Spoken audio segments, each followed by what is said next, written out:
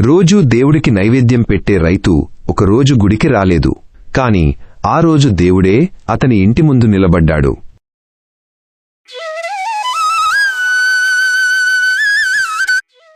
ఒక ఊరిలో రాఘవయ్య అనే చిన్న రైతు ఉండేవాడు. అతను తన భార్య లక్ష్మీ కుమార్తె కవితతో కలిసి ఒక చిన్న ఇంట్లో నివసించేవాడు. రాఘవయ్య ప్రతిరోజూ ఆ ఊరిలో ఉన్న గుడికి వెళ్లి వినాయకుడికి నైవేద్యం పెట్టి దండం పెట్టుకుని తర్వాత ఏ పని ఉన్నా చేసేవాడు. రోజూ అలానే గుడికి వెళ్లి నైవేద్యం పెట్టి దండం పెట్టుకుని తరువాత పొలానికి వెళ్లడం అతని అలవాటు.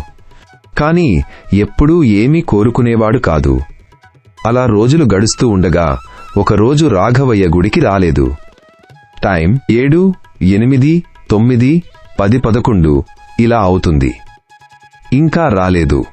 రాఘవయ్య కోసం చూసిన వినాయకుడు ఎంతోసేపటికి రాకపోవటంతో రాఘవయ్య ఎందుకు రాలేదో అనే విషయం గణపతికి తెలుసు. తానే బయలుదేరాడు.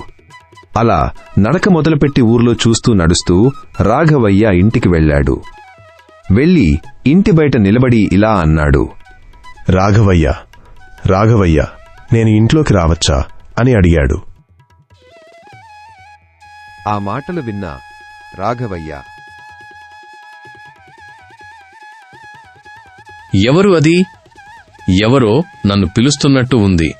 వస్తున్నా. ఎవరు అది? గణపయ్య, నువ్వా? నేను చూస్తున్నది కలా? నిజమా?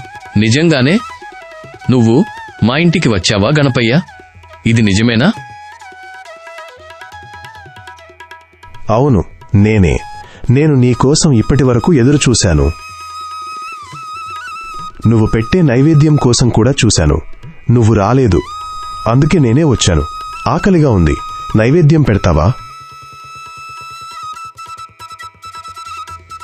అయ్యో, నాకు అంత భాగ్యమా స్వామి? ఉండు తీస్తాను. కూర్చో స్వామి. నీ రాకతో నా జన్మ ధన్యమైంది స్వామి.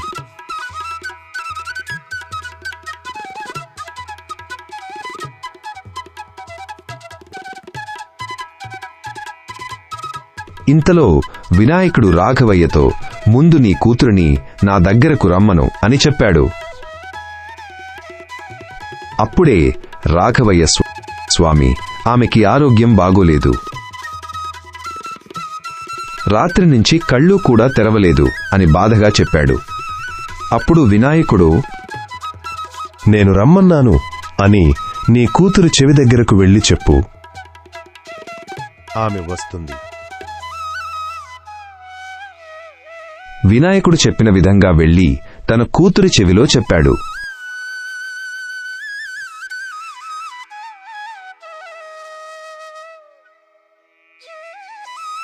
తన కూతురు వెంటనే నడుచుకుంటూ వచ్చి వినాయకుడికి దండం పెట్టింది. రాఘవయ్య అతని భార్య ఇద్దరూ ఆశ్చర్యపోయారు.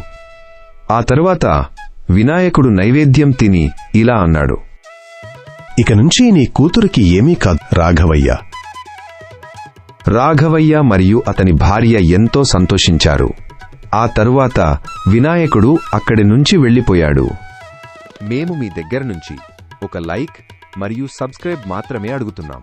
వాటి వల్ల మీకు ఎలాంటి నష్టం జరగదు.